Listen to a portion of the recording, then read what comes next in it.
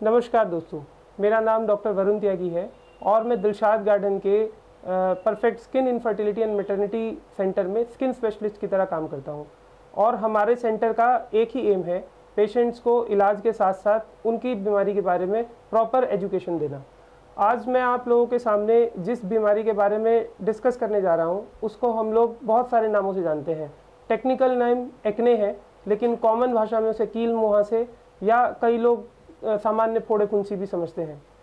Acne एक ऐसी बीमारी है जिसको कि आज से लगभग 15 से 20 वर्ष पहले तक बीमारी मानने के लिए कोई तैयार नहीं था, लेकिन आज हमारे देश में जहाँ पे यंग लोगों की तादाद हमारी मूल जनता की लगभग 20 से 30% होती जा रही है, वहाँ पे एक बहुत बड़ी सोशल और साइकोलॉजिकल समस्या भी बन गया है। हमारे बच्चे आज की डेट में मीडिया से बहुत ज़्यादा प्रभावित हैं और उनके लिए अच्छे लुक्स और अच्छा दिखना बहुत इम्पॉर्टेंट हो गया है। ऐसा नहीं है कि पहले ये सब चीज़ें ज़रूरी नहीं थी, लेकिन आज की डेट में पीयर प्रेशर यानी कि साथियों के साथ रहने के दौरान होने वाले साइकोलॉजिकल प्रेशर को बच्चों को ज़्यादा महसूस करना पड़ता है।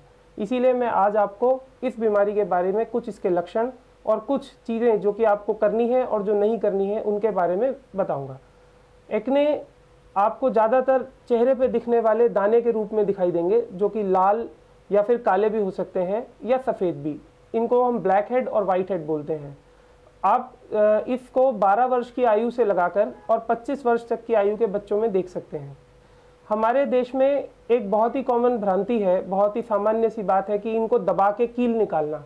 ये बहुत ही गलत काम है। इसको करने से आपके चेहरे पे गड्ढे आ सकते हैं और निशान पड़ सकते हैं, जिनका कि इलाज करना बहुत ही मुश्किल या कहें असंभव है। आपको जब भी ऐसा महसूस हो कि आपके बच्चे के चेहरे पे इस प्रकार के दाने आ रहे हैं, तो आप उसे निकट के चर्म रोग विशेषज्ञ के पास ज़रूर ले जाएं। यह बहुत आसानी से ठीक किया जा सकता है और इसके ट्रीटमेंट में बहुत ज़्यादा खर्चा भी नहीं होता है। परंतु यदि आप इसके ऊपर बाज़ार से लिए हुए ऑइंटमेंट्स या मेडिकल स्टोर से खरीदी हुई ऐसी दवाइयाँ लगाएंगे जिनमें कि स्टेरॉइड्स होते हैं, तो उससे ये बढ़ भी सकते हैं, ये ख़राब हो सकते हैं और इसके अंदर इन्फेक्शन पड़ सकता है, जिसकी वजह से इसको ठीक करना लगभग नामुमकिन हो जाता है। यह एक ऐसी बीमारी है जो कि लगभग हर बच्चे के अंदर दिखाई देती है। कुछ बच्चों में यह खुद भी ठीक हो जाती है, कुछ बच्चों के अंदर इसको ठीक करने के लिए दवाइयाँ देनी पड़ती हैं। बहुत ही सरल इलाज से इसको ठीक करने के लिए हमें लगभग 1 से 1.5 महीने का समय लगता है। परंतु यदि किसी कारणवश आप सही समय पर इलाज नहीं ले पाए तो इसके लिए घबराने की ज़रूरत नहीं है। अगर आपके चेहरे पर निशान या किसी प्रकार के गड्ढे रह जाते हैं तो उसका भी ट्रीटमेंट आज की डेट में संभव है। गड्ढों के लिए हमारे पास आज की डेट में माइक्रोडर्माब्रेशन, केमिकल पीलिंग आदि जैसे बहुत ही उच्च तकनीक के इलाज हैं। और जो निशान रह जाते हैं उनके लिए हमारे पास क्यू स्विच्ड Nd:YAG लेज़र और high grade chemical peels available हैं। लेकिन उस लेवल तक हमें ना ट्रीटमेंट के लिए जाना पड़े, उसके लिए ज़रूरी है कि आप समझें कि जब ये पिंपल्स या एक्ने शुरू होते हैं तो क्या करें।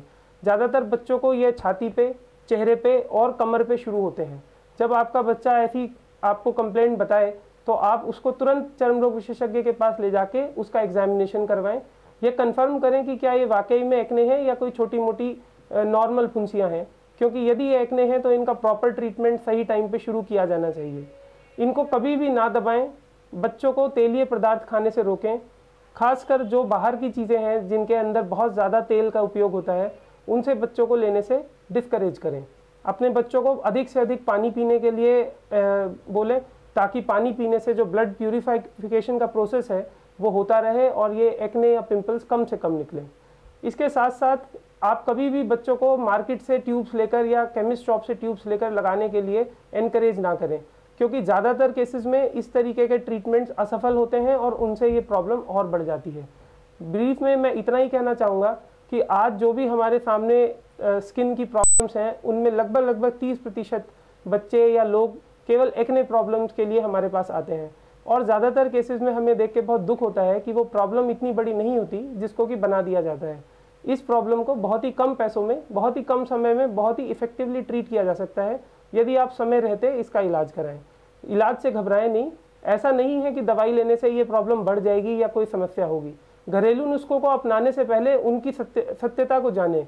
अगर आपको किसी नुस्खे के बारे में पूरी तरह से कोई मालूमात नहीं है तो उसको ना अपनाएं, क्योंकि ऐसा करने से आपके बच्चे के लिए और आपके लिए, दोनों के लिए आगे चल के ये परेशानी का सबब बनेगा।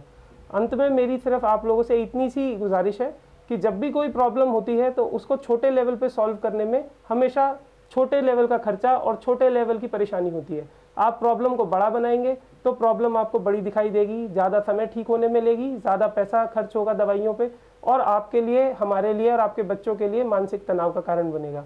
तो इसीलिए इसी संदेश के साथ मैं आप लोगों को कहना चाहूँगा कि कृपया करके अपने बच्चों के ऊपर एक्सपेरिमेंट्स ना करें, अपने बच्चों को गलत प्रैक्टिसेस ना सिखाएं।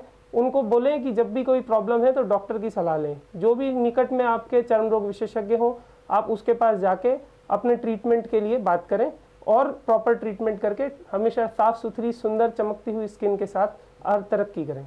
धन्यवाद।